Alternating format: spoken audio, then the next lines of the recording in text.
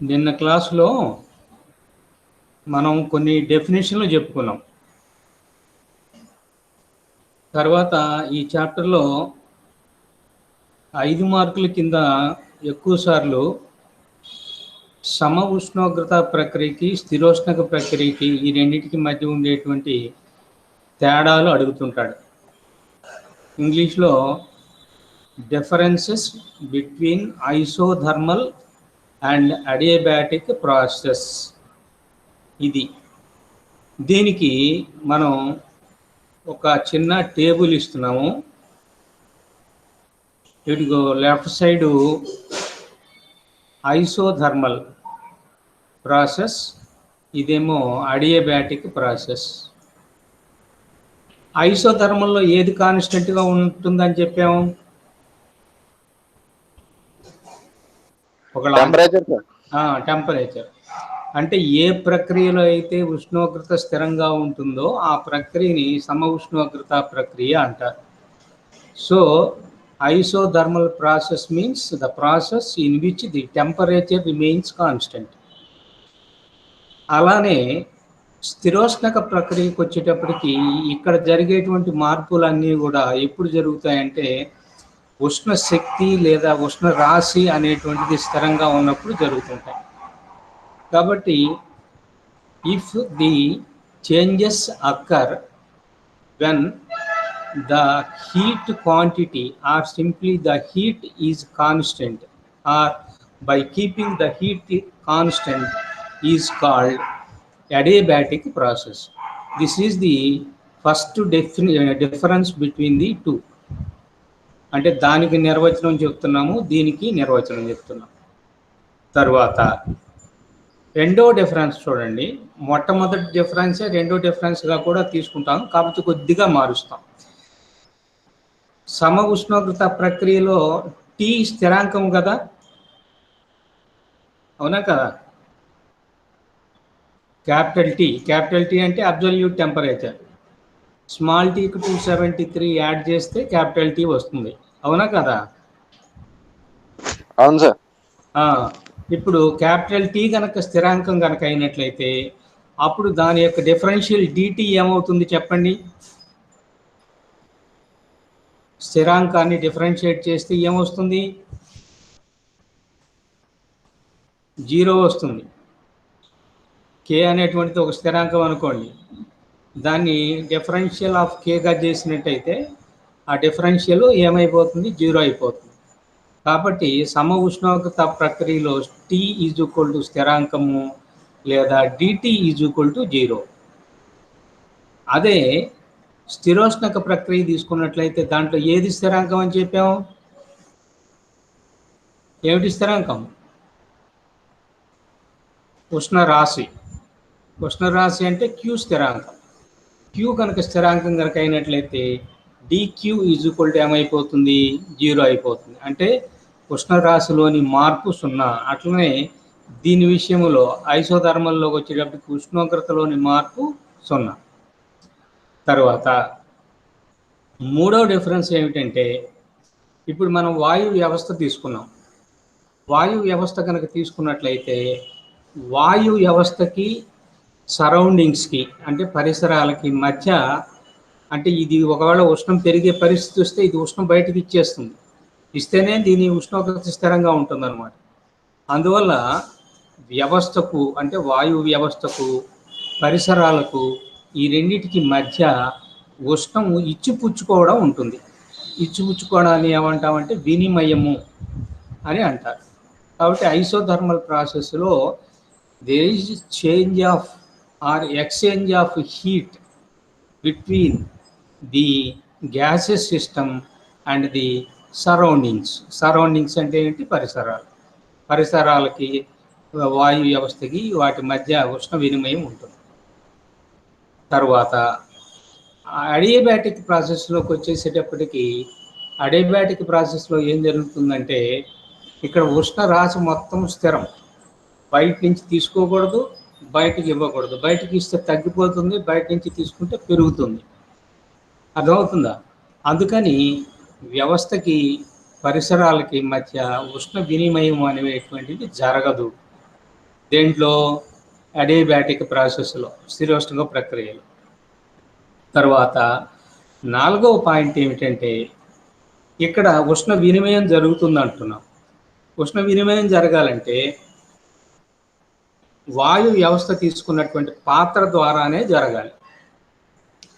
కాబట్టి ఆ పాత్ర ఎట్లాంటి పాత్ర అయి ఉండాలంటే ఉత్తమ ఉష్ణవాహకం, అంటే తన ద్వారా ఉష్ణాన్ని బయటికి పోనివ్వాలి, అట్లనే బయట ఉండేటువంటి ఉష్ణాన్ని లోపలికి కూడా రానివ్వాలి. కాబట్టి అది గుడ్ కండక్టర్ ఆఫ్ హీట్ అయితేనే heat can be transferred from inside to outside or from outside to inside. అట్లనే దీనికి వ్యతిరేకం, ఇక్కడ ఉష్ణం పోనివ్వకూడదు స్థిరోష్ణ ప్రక్రియలో, అడియాబాటిక్లో. అందువల్ల ఇక్కడ ఎట్లాంటి పాత్ర తీసుకోవాలంటే బ్యాడ్ కండక్టర్. బ్యాడ్ కండక్టర్ అంటే అధమ ఉష్ణవాహకము. అట్లాంటి పాత్రను తీసుకున్నట్లయితే ఆ చర్య జరిపినా కానీ ఉష్ణం బయటికి వెళ్ళడం కానీ బయట ఉష్ణం లోపలికి రావడం కానీ జరగదు. ఓకేనా? తర్వాత ఇక 5వ పాయింట్కి వచ్చేసేటప్పటికి ఐసోథర్మల్ ప్రాసెస్ అనేటువంటిది అది స్లో ప్రాసెస్, అంటే నెమ్మదిగా జరిగేటువంటి ప్రక్రియ. ఎందువల్లంటే సడన్గా ఒకసారి నువ్వు అట్లా నొక్కేసావనుకో, ఉష్ణం సడన్గా పెరిగింది అనుకో, అప్పుడు అది ఐసోథర్మల్ కాదుగా, టెంపరేచర్ పెరిగింది కాబట్టి. అందువల్ల ఎట్లా ఉండాలంటే అది స్లోగా కంప్రెస్ చేస్తుంటే, ఒకవేళ హీటు పెరిగే పరిస్థితి కనుక ఉన్నట్లయితే, టెంపరేచర్ పెరిగే పరిస్థితి ఉన్నట్లయితే ఆ హీట్ని అదేం చేస్తుంది, బయటికి ఇచ్చేస్తుంది. అట్లనే మనం ముసలకాన్ని బయటికి లాగుతున్నాం అనుకో, లోపల టెంపరేచర్ కనుక పడిపోతుంటే బయట నుంచి ఉష్ణం ఇది తీసేసుకొని గ్రాడ్యువల్గా ఆ టెంపరేచర్ని అదే విధంగా మెయింటైన్ చేస్తూ ఉంటుందన్నమాట. అందువల్ల isothermal process is a slow process. తర్వాత adiabatic is a quick process. Quick process అంటే ఏమిటి? త్వరితంగా లేదా త్వరగా జరిగేటువంటి ప్రక్రియ. అంటే ఒకవేళ ఎంత బ్యాడ్ కండక్టర్ అయినా కానీ స్లోగా చేస్తే ఒక్కోసారి హీట్ ఎస్కేప్ కావచ్చు. బ్యాడ్ కండక్టర్ అంటే పర్ఫెక్ట్ బ్యాడ్ కండక్టర్ అనేటువంటిది ఏది ఉండదు ప్రపంచంలో. అందువల్ల కొద్దిపాటి హీటు మనకి ఏమవుతుందంటే ఎస్కేప్ కావచ్చు. అందువల్ల ఆ అవకాశం ఇవ్వకుండా ఏం చేయాలంటే సడన్గా నొక్కేసేయాలి. అట్లా సడన్గా కనుక నొక్కేస్తే ఏమైపోతుందంటే అప్పుడు ఉష్ణము బయటికి వెళ్ళదు, అట్లనే బయట నుంచి ఉష్ణము లోపలికి కూడా రాదు. So adiabatic process is a quick process. తర్వాత 6వ పాయింట్ ఏమిటంటే ఇక్కడ టెంపరేచర్ కాన్స్టెంట్ కాబట్టి మనం ఐడియల్ గ్యాస్ ఈక్వేషన్ తీసుకుంటే PV = RT అనే ఈక్వేషన్ ఉంటుంది కదా. ఆర్ అంటే గ్యాసెస్ కాన్స్టెంట్, టీ అనేటువంటిది దీంట్లో కాన్స్టెంట్. కాబట్టి R/T కాన్స్టెంట్ అయిపోయిందంటే అర్థం ఏమిటి? PV కాన్స్టెంట్ అయిందని అర్థం అనమాట. PV కాన్స్టెంట్ అంటే ఏం చెప్తుంది? Boyle's law. కాబట్టి isothermal process will follow the Boyle's law. Boyle నియమాన్ని ఇది పాటిస్తుంది.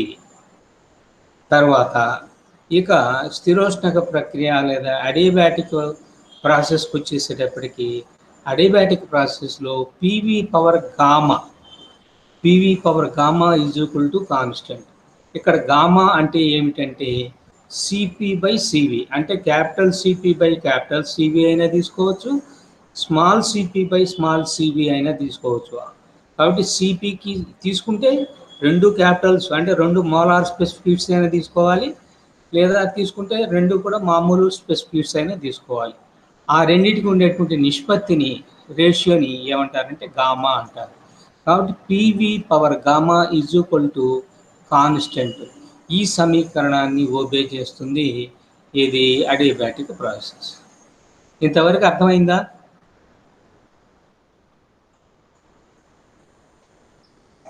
ఏమ్మా, ఒకసారి ఆన్ చేస్తారా? అర్థమైందో కాలేదో ఒక మాట చెప్పండి. ఓకే సార్, అర్థమైందా? తర్వాత ఇంగ్లీష్ మీడియం వాళ్ళు ఎవరైనా ఉన్నారా వాళ్ళ? ఉన్నాను సార్. వాళ్ళకు కూడా అర్థం అవుతుందో లేదో మరి. అర్థమైంది. సరే. తర్వాత ఉష్ణగతిక శాస్త్ర ప్రథమ నియమం దాని యొక్క అనువర్తనాలు. ఉష్ణగతిక శాస్త్ర ప్రథమ నియమం అంటే ఫస్ట్ లా ఆఫ్ థర్మోడైనమిక్స్, దాని యొక్క అప్లికేషన్స్ అంటే అది ఎట్లా ఉపయోగపడుతుంది అనేటువంటిది. ఇప్పుడు ఉష్ణగతిక శాస్త్ర ప్రథమ నియమం ఏం చెబుతుందంటే, మనం నిన్న ఒక ఈక్వేషన్ చెప్పాం. ఏమి ఈక్వేషన్ గుర్తున్నదా? ఏమి ఈక్వేషన్ అది? dq is equal to du plus dw, అవునా కదా? dq అంటే ఏమిటి? మనం వ్యవస్థకి ఇచ్చినటువంటి ఉష్ణరాశి, quantity of heat given to the system. తర్వాత du అనేటువంటిది increase in the internal energy, అంతర్గత శక్తిలోని పెరుగుదల. dw అనేటువంటిది ఏమిటి? ఎక్స్టర్నల్ వర్క్, బాహ్య కర్మ, అవునా? dw ఈజ్ ఈక్వల్ టు ఏమని చెప్పుకున్నాం నిన్న, గుర్తున్నదా? pdv, ఓకేనా? ఓకే. పీడనం ఇంటూ ఘనపరిమాణంలోని పెరుగుదల, p into dv, pressure into increase in the volume, pdv. అట్లనే du అనేటువంటి దానికి ఏం చెప్పుకున్నాం, గుర్తున్నదా? du ఇదిగో ఇక్కడ equation, du is equal to mcv dt. ఇవన్నీ కూడా నిన్న చెప్పుకున్న ఈక్వేషన్సే. కాబట్టి dq అంటే మనం ఇచ్చినటువంటి ఉష్ణరాశి వ్యవస్థకి, du అంటే ఇంటర్నల్ ఎనర్జీ ఇంక్రీజు, అది mcv dt, dw is equal to ఏమిటి? pdvకి సమానం. ఇప్పుడు మనం తీసుకుంటున్నటువంటిది సమ ఉష్ణోగ్రత ప్రక్రియ. సమ ఉష్ణోగ్రత ప్రక్రియలో ఏది కాన్స్టెంట్?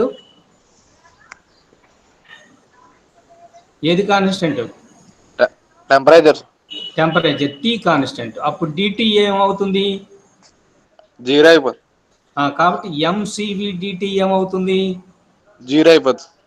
mcv dt అంటే du ఈజ్ ఈక్వల్ టు 0 అవుతుందా లేదా? yes sir. du 0 అయిపోతుంది. కాబట్టి ఈ ఈక్వేషన్ కనుక తీసుకున్నట్లయితే dq is equal to du plus dw లో dq is equal to du ఏమైపోయింది? 0 అయిపోయింది. dw ఈజ్ ఈక్వల్ టు ఏమైపోయింది? pdv అయిపోయింది. ఓకేనా? ఓకే. అప్పుడు dq ఏమైపోతుంది? dq ఏమవుతుంది? pdv అవుతుంది. dq is equal to pdv అవుతుంది. అంటే ఇక్కడ అర్థం ఏమిటంటే, ఉష్ణము నువ్వు వ్యవస్థకు కనుక ఇచ్చినట్లయితే, dq అనేటువంటి ఉష్ణం వ్యవస్థకి ఇచ్చినట్లయితే అప్పుడు pdv వస్తుంది. అంటే బాహ్యకర్మ చేస్తుంది. అంటే అది ఇచ్చినటువంటి శక్తి మొత్తాన్ని బాహ్యకర్మ చేయడానికే వినియోగిస్తుంది తప్ప దాని అంతర్గత శక్తి పెంచుకోదు. అంటే దాని టెంపరేచర్ పెంచుకోదు అనమాట. ఓకేనా? Okay sir. అంటే మామూలుగా మనం ఈ ఉష్ణం ఇచ్చినప్పుడు రెండు రకాలుగా వినియోగించుకోవాలి. అంతర్గత శక్తి పెంచుకోవాలి, బాహ్యకర్మ చేయాలి. కానీ ఇప్పుడు అంతర్గత శక్తి పెంచుకోవడం లేదు. అంతర్గత శక్తి పెంచుకోలేదు కాబట్టి ఏం జరుగుతుంది? బాహ్యకర్మ జరుగుతుంది. So if an amount of heat energy is given to the system, then that total amount of heat energy is utilized only to do the external work. ఓకేనా?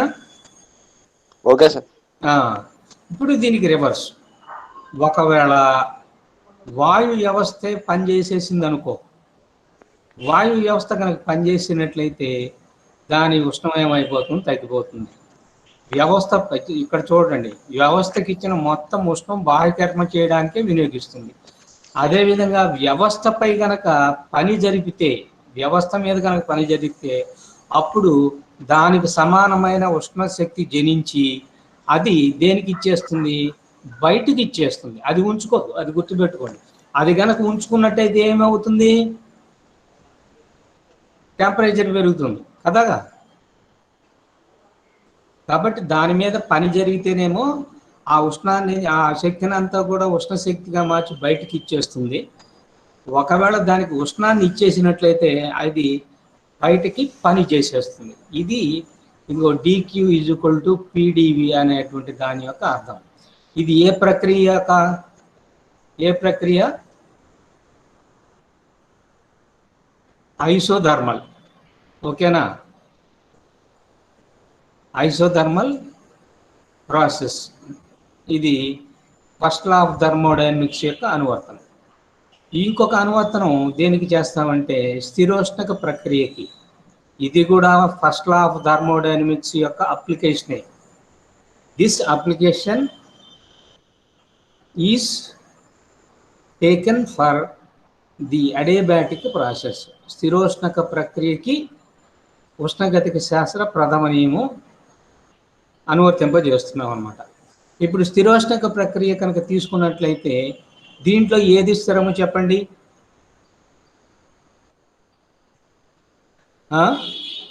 స్థిరోష్ణక ప్రక్రియలో ఏమి స్థిరం?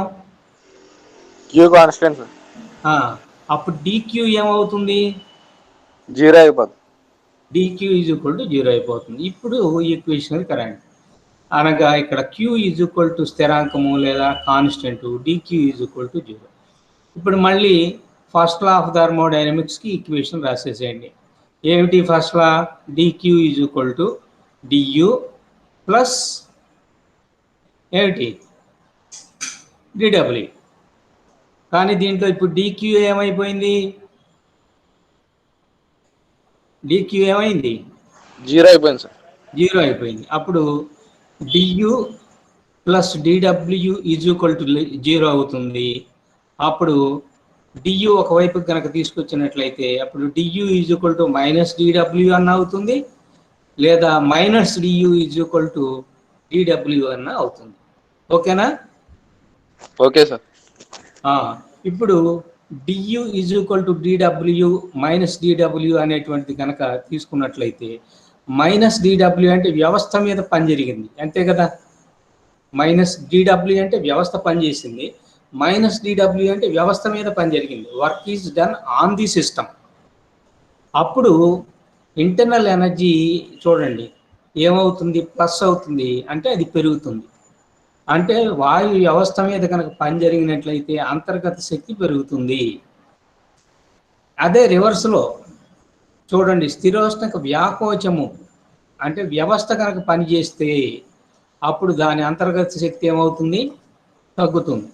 అంటే వ్యవస్థ పనిచేస్తే ఆ చేసేటువంటి పని కూడా దాని దగ్గర ఉన్నటువంటి శక్తి తీసుకొనే చేయాలి, దానికి బయట నుంచి ఏమీ రాదు.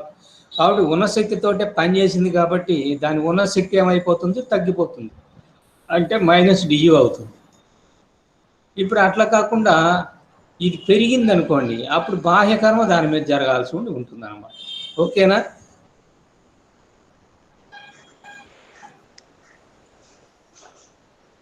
ఇప్పుడు ఇవి రెండు కూడా ఫస్ట్ లా ఆఫ్ థర్మోడైనమిక్స్ యొక్క అప్లికేషన్స్. ఒక అప్లికేషన్ దేనికి? ఐసోథర్మల్ ప్రాసెస్కి, ఇంకొకటేమో అడియాబాటిక్ ప్రాసెస్కి అప్లికేషన్. ఓకేనా? Okay sir. తర్వాత ఇప్పుడు ఒక ఆదర్శ వాయువు తీసుకున్నాం, ఐడియల్ గ్యాస్. ఐడియల్ గ్యాస్ అంటే ఐడియా ఉన్నదా మీకు?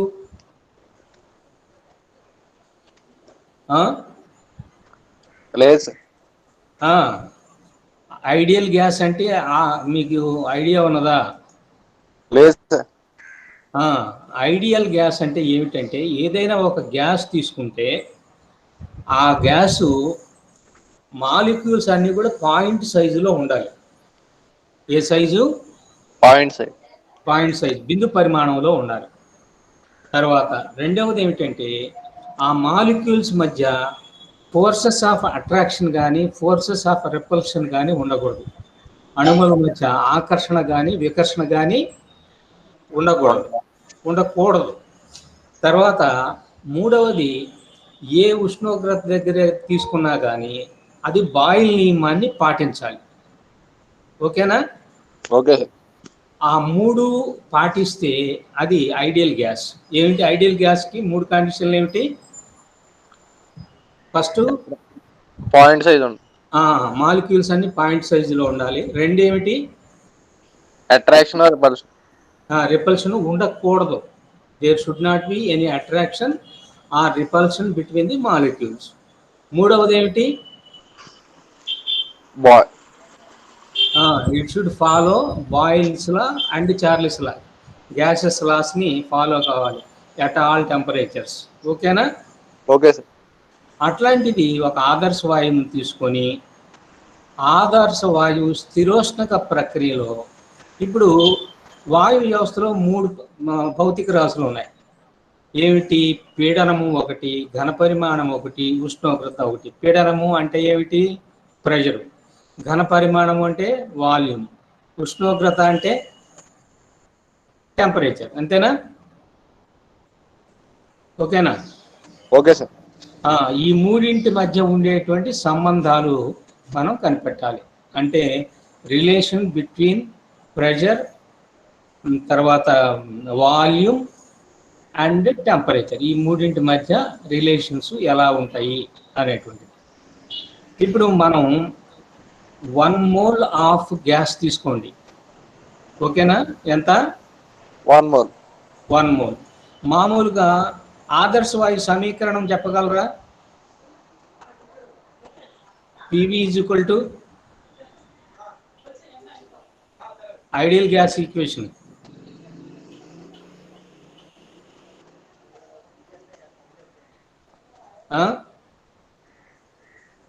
Ideal gas equation PV is equal to NRT. ఓకేనా? Okay sir. P అంటే పీడనము, V అంటే ఘనపరిమాణము, ఈజ్ ఈక్వల్ టు N అంటే నంబర్ ఆఫ్ మోల్స్. ఓకేనా? Into capital R into capital T. Capital T అంటే అబ్సల్యూట్ టెంపరేచర్. తర్వాత క్యాపిటల్ R అంటే ఏంటి? Universal gas constant. ఓకేనా? Okay sir. ఇప్పుడు మనం ఎంత గ్యాస్ తీసుకున్నాము? 1 మోల్ తీసుకున్నాం. 1 మోల్ తీసుకున్నాం. 1 మోల్ తీసుకున్నట్లయితే ఇప్పుడు ఈక్వేషన్ ఎట్లా రాయొచ్చు చెప్పండి? PV is equal to RT అనొచ్చా? Yes sir. అంటే N విలువ ఏమైంది? 1 అయిపోయింది. N విలువ 1 అయిపోయింది. తర్వాత ఇక్కడ మనకేం తెలుసు అంటే జరిగిన పని DW ఈజ్ ఈక్వల్ టు మనకేం తెలుసు ఈక్వేషను? PdV. తర్వాత నేను చెప్పిన దాంట్లో DU ఈజ్ ఈక్వల్ టు ఏం చెప్పాము?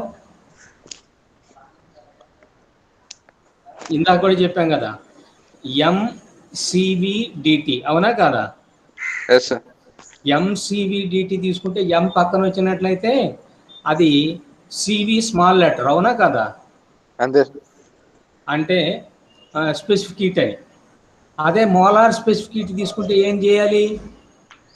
క్యాపిటల్ CV తీసుకో. క్యాపిటల్ CV తీసుకోవాలి. ఎంకి బదులుగా ఏం రావాలి? N రావాలి. అంతే కదా? అంతే సార్. కానీ ఇక్కడ N విలువ ఎంత? 1 సార్. 1. కాబట్టి DU ఏమైంది? క్యాపిటల్ CV ఇంటూ DT అవుతుంది. DT అనేటువంటిది టెంపరేచర్లో ఇంక్రీజు, DV అనేటువంటిది ఏమిటి? వాల్యూమ్లో ఇంక్రీజు. ఓకేనా? Okay sir. CV అనేటువంటిది ఏమిటి? Molar specific heat at constant volume. ఓకేనా? Okay sir. ఇప్పుడు ఉష్ణగతిక శాస్త్ర ప్రథమ నియమం రాద్దాం. First law of thermodynamics. First law of thermodynamics రాస్తే DQ is equal to DU plus PdV. అంతేనా? ఇప్పుడు మనం తీసుకుంటున్నటువంటిది ఏ ప్రక్రియ? స్థిరోష్ణక ప్రక్రియ. స్థిరోష్ణక ప్రక్రియలో Q ఈజ్ ఈక్వల్ టు ఏంటి? కాన్స్టెంట్. అవునా? అవును సార్. అప్పుడు DQ ఏమైపోయింది? 0 అయిపోయింది. అప్పుడు ఈక్వేషన్ ఎట్లా మారింది? 0 is equal to DU plus PdV. అవునా కదా? అవును సార్. అప్పుడు DU is equal to already మనం రాసాం, that is equal to CV/dt. అవునా కదా? అవును సార్. కాబట్టి CV/dt plus PdV is equal to 0. ఇప్పుడు మనం 1 గ్రామ్ మోల్ లేదా 1 మోల్ వాయువుని తీసుకున్నప్పుడు PV is equal to RT అన్నాము. దీని నుంచి P ఈజ్ ఈక్వల్ టు ఎంత అవుతుంది చెప్పండి? ఎంత అవుతుంది? RT/V sir. RT/V. ఇప్పుడు ఈ RT/V is equal to P అనేటువంటిది ఇదిగో ఈ ఈక్వేషన్లో సబ్స్టిట్యూట్ చేయండి. కాబట్టి ఈ ఈక్వేషన్ ఏమిటి? CV/dt. ఇదిగో ఇక్కడ రాశాను, CV/dt ప్లస్ Pకి బదులు ఏమొచ్చింది? RT by V. RT by V into dV is equal to 0. అంతవరకు అర్థమైందా? Yes, sir. ఇప్పుడు నెక్స్ట్ ఏం చేయాలంటే ఇదిగో చూడండి, ఈ సెకండ్ పార్ట్ని ఈక్వేట్ ఈజ్ ఈక్వాలిటీకి రైట్ సైడ్కి తీసుకురండి. అప్పుడు CVDT is equal to minus RT by V into V. ఓకేనా? Okay sir. తర్వాత ఈ క్యాపిటల్ టీ అనేటువంటిది ఇక్కడ ఇంటూగా ఉంది కదా, దీనిని లెఫ్ట్ సైడ్కి తీసుకురండి. తీసుకొస్తే అప్పుడు సివి డిటి అటు నుంచి తీసుకొచ్చిన టీ ఏమో ఇక్కడ బై క్యాపిటల్ టీ అవుతుంది. కాబట్టి CV into DT by T is equal to minus R into DV by DV, DV by V. ఓకేనా? Okay sir. ఇప్పుడు నాకు టీ కావాలన్నా వి కావాలన్నా సరే, ఇప్పుడు ఇక్కడ టీలు ఎట్లున్నాయి? డిఫరెన్షియల్ ఫామ్లో ఉన్నాయి, అవునా? అవును సార్. డిటి ఇటు ఉన్నది, డివి ఇటు ఉన్నది. ఈ డిఫరెన్షియల్ ఫామ్ని మామూలు రూపంలోకి చేయాలంటే మళ్ళీ ఏం చేయాలి చెప్పండి? ఇంటిగ్రేషన్ చేయాలి. ఇంటిగ్రేషన్ తెలుగులో సమాకలనం అంటారు కదా. కాబట్టి ఇరువైపులా ఏం చేస్తున్నాము? సమాకలనం చేస్తున్నాం, అంటే ఇంటిగ్రేషన్ చేస్తున్నాం. ఇంటిగ్రేషన్ కనుక చేసేసినట్లయితే చూడండి, integral CV into DT by dT, dT by T. ఇక్కడ తొలి ఉష్ణోగ్రత T1 అనుకోండి, తుది ఉష్ణోగ్రత T2 అనుకోండి. కాబట్టి లిమిట్స్ ఎక్కడి నుంచి ఎక్కడి వరకు పెట్టాను? T1 నుంచి 2 వరకు పెట్టాను. T1 నుంచి T2 వరకు పెట్టాను. అట్లా ఇటువైపుకి వస్తే మైనస్ ఆర్ అనేటువంటిది ఏమో కాన్స్టెంట్. మళ్ళీ ఇక్కడ కూడా మళ్ళీ ఇంటిగ్రల్, ఇనిషియల్ వాల్యూమ్ ఏమో V1 అనుకోండి, ఫైనల్ వాల్యూము V2. ఇనిషియల్ అంటే తొలి ఘనపరిమాణము, ఫైనల్ వాల్యూమ్ అంటే తుది ఘనపరిమాణం. ఓకేనా? Okay. Into DV by V. DT by టీని ఇంటిగ్రేట్ చేస్తే ఏమొస్తుంది చెప్పండి? టీ వస్తుంది. టీ వస్తుంది, లాగ్ టీ వస్తుంది. డిటి బై టీ చేస్తే, డిటిని ఇంటిగ్రేట్ చేస్తే టీ వస్తుంది, డిటి బై టీని చేసేస్తే లాగ్ టీ వస్తుంది. ఓకేనా? Okay sir. కాబట్టి సివి ఇంటూ లెఫ్ట్ సైడ్ ఏముంటుంది? Log T. ఓకేనా? ఓకే. Log T. అయితే లిమిట్స్ అప్లై చేయాలిగా. Yes sir. అంటే ఏమవుతుంది? Log T2 minus log T1, అంతేనా కదా? అంతే sir. Log T2 minus log T1 ఎంత అవుతుంది చెప్పండి?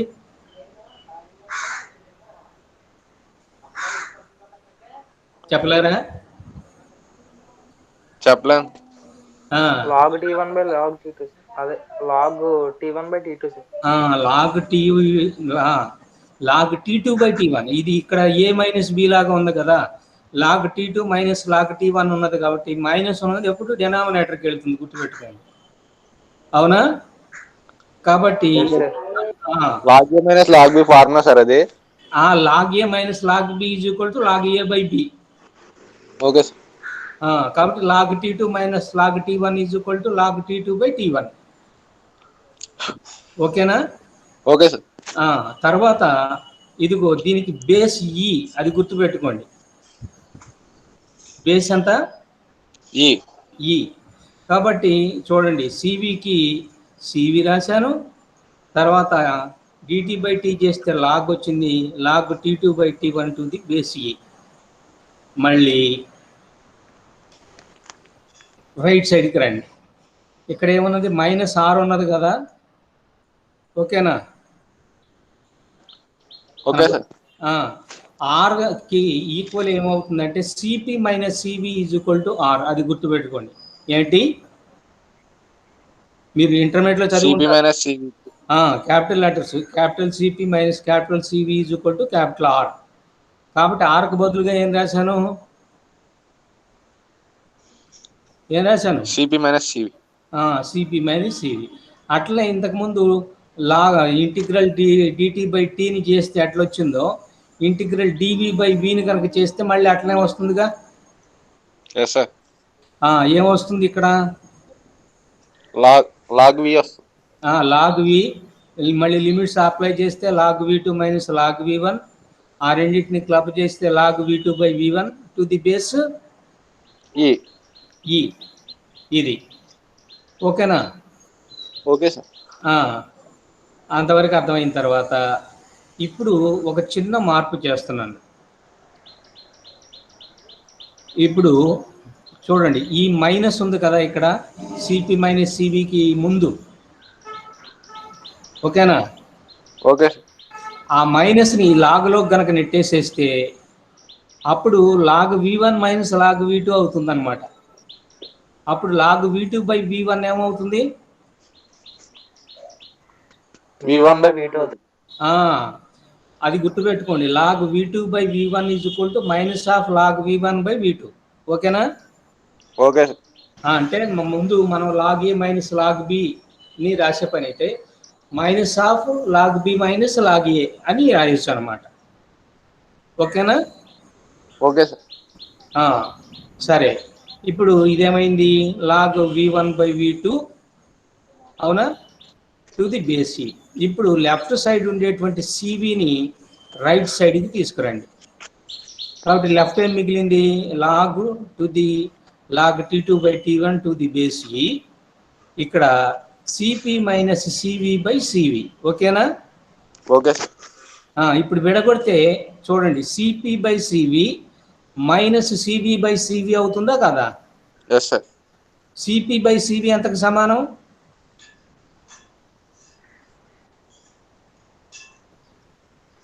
సిపి/సివి ఇంతకుముందు చెప్పుకున్నాం, గామా సార్. గామా. కాబట్టి సిపి/సివికి బదులుగా ఇది ఇక్కడ గామా రాశాను. సివి/సివి ఎంత అవుతుంది? 1 సార్. 1 అవుతుంది. కాబట్టి సిపి మైనస్ సివి/సివి అనేటువంటిది ఎంతకు సమానం అంటే గామా -1కి సమానం అవుతుంది. ఇంకా ఇక్కడ ఏం మిగిలింది? Log V1/V2 to the base ఈ. అంతవరకు అర్థమైందా ఏమ్మా? Okay sir. అంటే సిపి/సివికి బదులుగా గామా రాశాను, సివి/సివికి బదులుగా 1 రాశాను. ఇప్పుడు మీకు ఇంకొక చిన్న ఈక్వేషన్, ఎం లాగ్ ఏ ఎంతకు సమానం అవుతుందో చెప్పగలరా? ఎం into log A. Log A power M sir. Log A power ఎం. అట్లనే ఇప్పుడు ఇదిగో చూడండి, గామా -1 అంటే ఎం అనమాట, ఇంటూ లాగ్ V1/V2 కనుక రాసే పని అయితే దీన్ని ఎట్లా రాసుకోవచ్చు? Log V1/V2 whole power gamma -1గా రాసుకోవచ్చు. ఓకేనా? కాబట్టి M into log A is equal to log A power M ఎట్లయిందో ఇక్కడ ఎంకు బదులుగా ఏం తీసుకున్నాను? గామా -1 తీసుకున్నాను. ఏకు బదులుగా V1/V2 తీసుకున్నాను. అప్పుడు ఏమైంది? ఇది లాగ్ ఏ పవర్ ఎం. ఏ అంటే V1/V2, పవర్ ఎం అంటే ఏమిటి? గామా -1. ఇప్పుడు ఏం చేస్తానంటే రెండు వైపులా కూడా లాగ్ తీసేస్తాను. ఇది ఇటువైపు కూడా లాగ్ తీసేస్తాను. రెండు వైపులా లాగ్ తీసేస్తే అప్పుడు ఇటే మిగిలింది T2/T1 మిగిలింది. ఇటువైపు ఏం మిగిలింది? V1/V2 whole power gamma -1. ఓకేనా?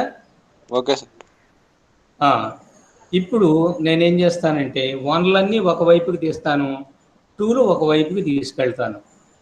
చూడండి, ఈ T1ని ఇటువైపు కనుక తీసుకెళ్తే అప్పుడు డినామినేటర్లో ఉన్న ఈ T1 అటువైపుకి వెళ్ళేటప్పటికి ఏమవుతుంది? మల్టిప్లై అవుతుంది. న్యూమరేటర్కి వెళ్తుంది.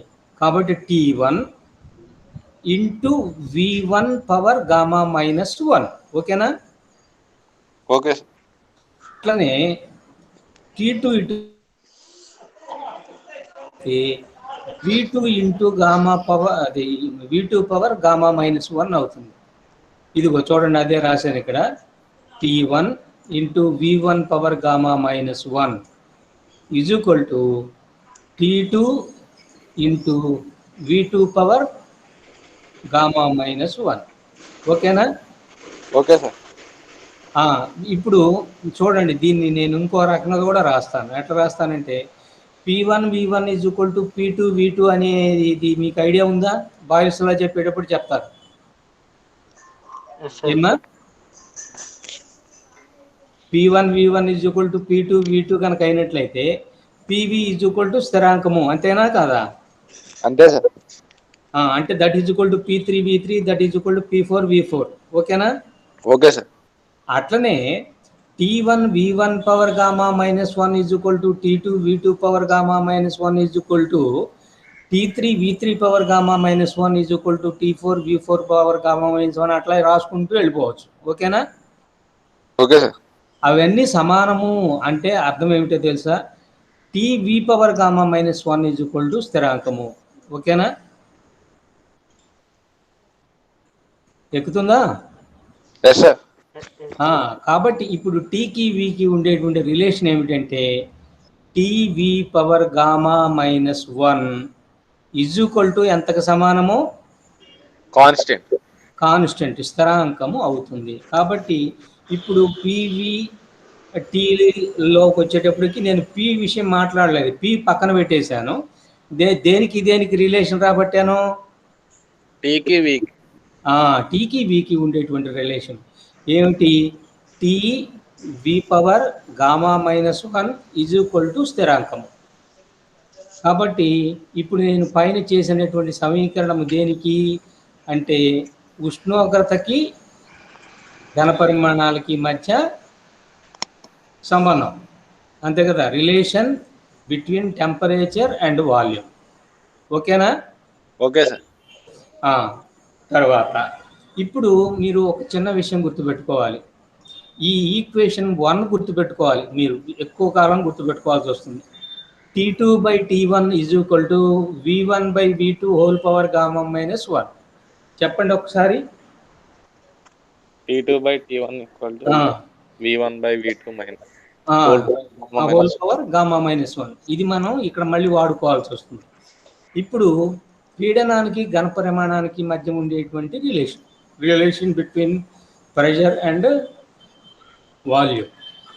తర్వాత ఆదర్శ వాయు సమీకరణం తీసుకుంటే P1 V1 is equal to RT1. అదే ఒకవేళ T2 ఉష్ణోగ్రత దగ్గర ఉన్నట్లయితే P2 V2 is equal to ఏమిటి? RT2. P1 V1 is equal to RT1 అంటే ఇది T1 టెంపరేచర్ దగ్గర ఆదర్శ వాయు సమీకరణం, ideal gas equation. PV is equal to RT అన్నాం కదా. అట్లనే P1 V1 is equal to RT1. అదేవిధంగా ఒకవేళ టెంపరేచర్ T2 దగ్గర కనుక మారినట్లయితే, అవునా, then it becomes P2 V2 is equal to RT2.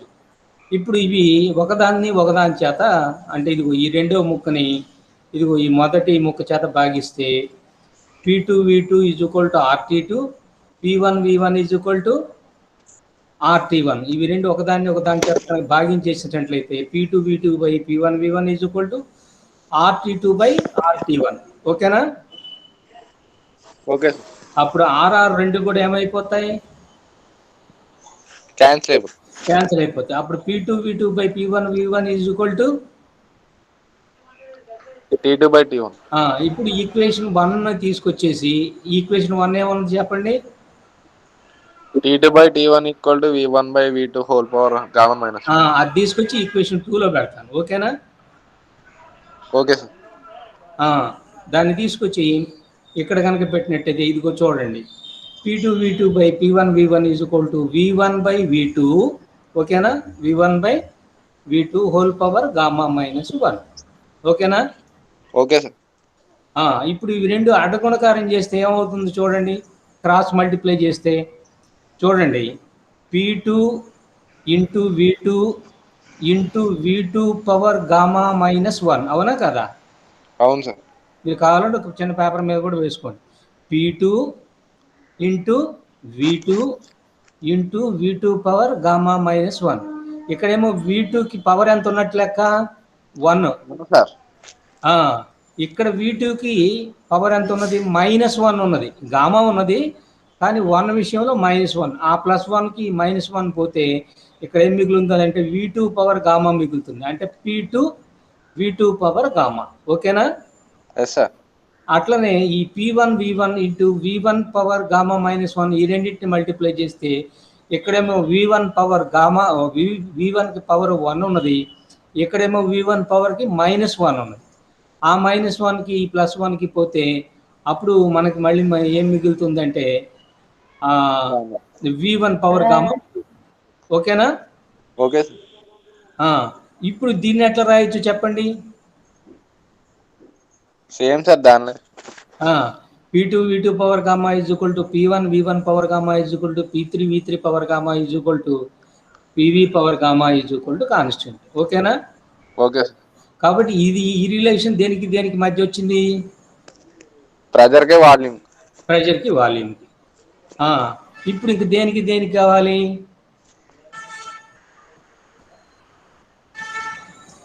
పీకి టీకి. ఓకేనా? ఓకే. పీకి టీకి కావాలంటే ఏం తీసేస్తే సరిపోద్ది? వి తీసేస్తే సరిపోద్దిగా. Yes sir. అంటే ఇందాక కూడా అదే చేసాం. అలా కాదు, దీంట్లో ఏం చేసాం? పీకి వికి కావాలి కాబట్టి టీని తీసేసాం. అక్కడ T1/T2కి బదులుగా ఇది ఇక్కడ T2/T1 బదులుగా వీలు సబ్స్టిట్యూట్ చేసేసాం. అలానే ఇక్కడికి వచ్చేసేటప్పటికి పివి ఈజ్ ఈక్వల్ టు ఆర్టీలో ఇప్పుడు నేను ఏం తీసేయాలనుకుంటున్నాను? వి తీసేయాలనుకుంటున్నాను కదా. కాబట్టి వి ఎంత అయింది? RT/P అయింది. RT/P అయింది. ఇప్పుడు పివి పవర్ గామాలో వికి బదులుగా RT/Pని పెడతాను. ఓకేనా? అప్పుడు చూడండి, పి వికి బదులుగా ఏమొచ్చింది? RT/P whole power gamma is equal to K. ఓకేనా? ఓకే. ఇప్పుడేమో ఇక్కడ పీకి పవర్ 1 ఉన్నది. ఇదిగో చూడండి, ఇక్కడ డినామినేటర్లో పీ పవర్ ఎంత వచ్చింది? గామా ఉంది. ఓకేనా కదా? ఓకే. దీనిని న్యూమరేటర్లో గనక తీసుకెళ్తే పీ పవర్ మైనస్ గామా అవుతుంది. ఓకేనా? అంటే పీ పవర్ 1 ఉన్నది, ఇక్కడ పీ పవర్ ఏమో గామా ఉన్నది. అప్పుడు ఆ రెండింటిని మల్టిప్లై చేస్తే ఏమవుతుంది? P power 1 minus gamma. ఓకేనా? ఓకే. మళ్ళీ టీకి పవర్ ఎంత ఉన్నది? గామా ఉంది. గామా ఉన్నది. అదిగో టీ పవర్ గామా పెట్టాను. ఆర్కి పవర్ ఎంత ఉన్నది? 1 సార్. ఆర్కి కూడా గామా ఉంది. ఆర్కి కూడా ఇప్పుడు ఆర్ అంటే కాన్స్టెంట్, ఆర్ పవర్ గామా అన్నా కూడా కాన్స్టెంటే. తర్వాత ఆర్ పవర్ గామాని ఇటువైపు తీసుకొస్తే K/R పవర్ గామా అవుతుంది. K/R పవర్ గామా కూడా మళ్ళీ ఏమైపోతుంది? ఒక కాన్స్టెంట్ అయిపోతుంది. ఓకేనా? Okay sir. అప్పుడు P power 1 minus gamma into T power gamma is equal to స్థిరాంకం. ఇవి స్థిరోష్ణక ప్రక్రియలో పీకి వికి, వికి టీకి, టీకి పీకి ఉండేటువంటి రిలేషన్స్. ఓకేనా? Okay sir. ఇవాళ దాదాపు మనకి టైం అయిపోయినట్టే కదా. Yes sir.